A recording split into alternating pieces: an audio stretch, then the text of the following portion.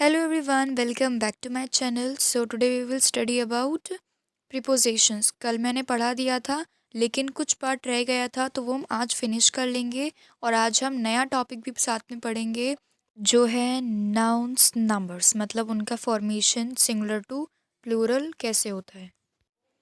Types of prepositions. Some prepositions are used to show place or where something happens.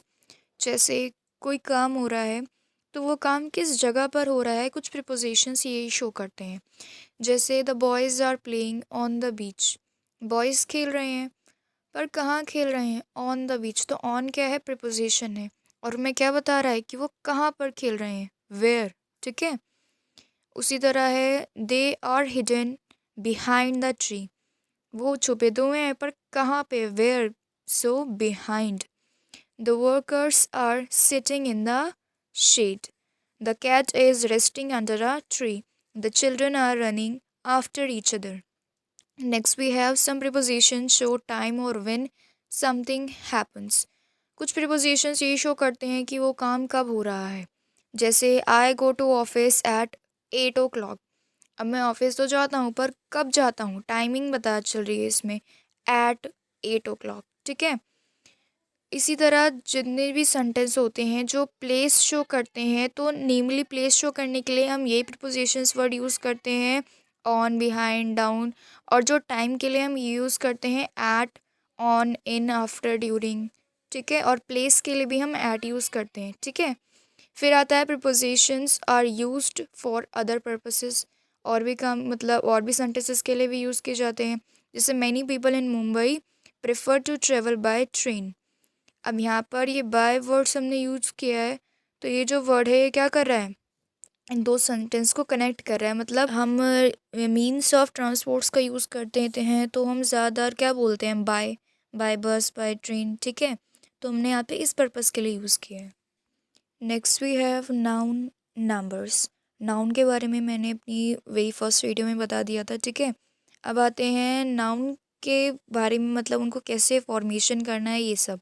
तो noun दो तरीके के होते हैं, पहला है सिंगुलर, दूसरा है प्लूरल. सिंगुलर मतलब any noun that stands for only one person और thing is said to be the singular number. Plural क्या होता है, any noun that stands for more than one person और thing is said to be in the plural number. फिर आता है ways of forming the plural of nouns. जैसे अब कौन कौन से वेज हैं, observe how the following nouns from their plural. Rule number 1, most nouns from their plural by adding S to the singular. जो कुछ नाउन्स होते हैं हम ज़्यादा उनमें क्या करते हैं, बस एस लगा के उनको प्लूरल कर देते हैं. ठीक है. तो ये रूल नंबर 1. आप एक बार इनको रीड कर लीजिएगा. ठीक है. कि किस किस किस में लगता है. जैसे बी है तो बीज, ईयर है तो ईयर्स. ठीक है. फिर आता है next rule number 2, nouns ending in S, S S, X, S H और C H form their plural by adding E S to the singular. अगर कोई सिंगुलर वर्ड है जो उस एंड हो रहा है, या तो डबल एस हो उसके लास्ट में, या फिर उसके लास्ट में सिंगल एस हो, या s h, x, c h कुछ भी हो, तो उसके बाद में क्या लग जाता है, ई एस लग जाता है. तो क्या बन जाता है वो, प्लूरल. फिर आता है rule number 3 is if the nouns ends in y and the y has a consonant before it, its plural is formed by changing y into i S.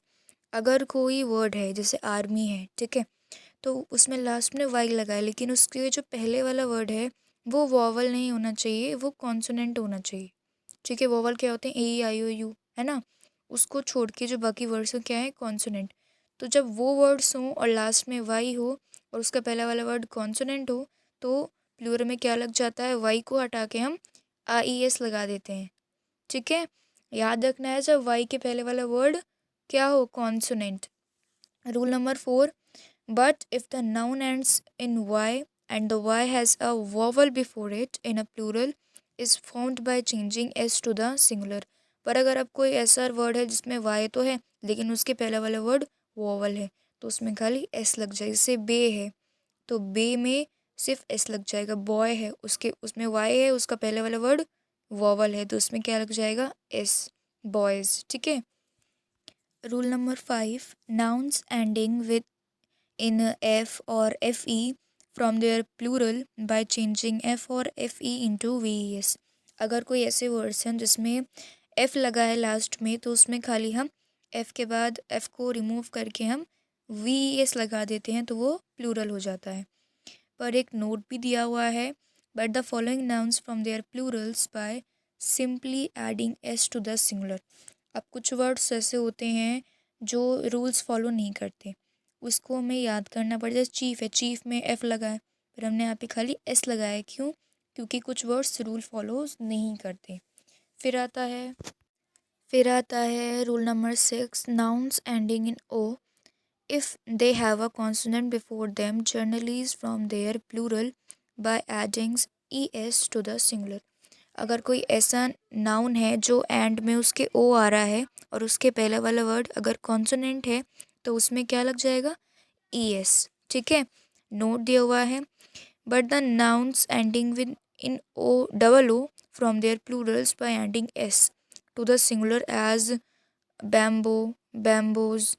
मतलब कहने का मतलब है कि जो वर्ड में खाली सिंगुलर ओ हो तब तो उसमें ई एस लग जाता है और उसका पहले वाला वर्ड कॉन्सोनेंट हो तो ठीक है। बट अगर जो वर्ड में बाद में डबल ओ आ रहा हो तो सिर्फ एस लगता है। जैसे बैम्बो है तो बैम्बो में बाद में डबल ओ आ रहा है तो हमने क्या लगा दिया? बस एस लगा दिया है। उसके बाद आता है rule number 7, these nouns from their plurals by a change of the inside vowels. अब कुछ वर्ड होते हैं जिसमें अंदर मतलब जैसे फुट है, फुट का पहला वर्ड और लास्ट वाला वर्ड कॉन्सोनेंट है, लेकिन बीच के जो डबल ओ हैं वो क्या हैं? वो वॉवल हैं। तो बस पूरे वर्ड को ना चेंज करके बस वो वॉवल को हम क्या कर देते हैं? चेंज कर। जैसे फुट का फीट हो जाता है, गोस का गीज हो जाता है। ठीक है, so rest of the part we will continue it tomorrow. Okay, so till that if you get a little knowledge also through this video, so please don't forget to do like, share and subscribe. Okay, bye bye, meet you in the next video.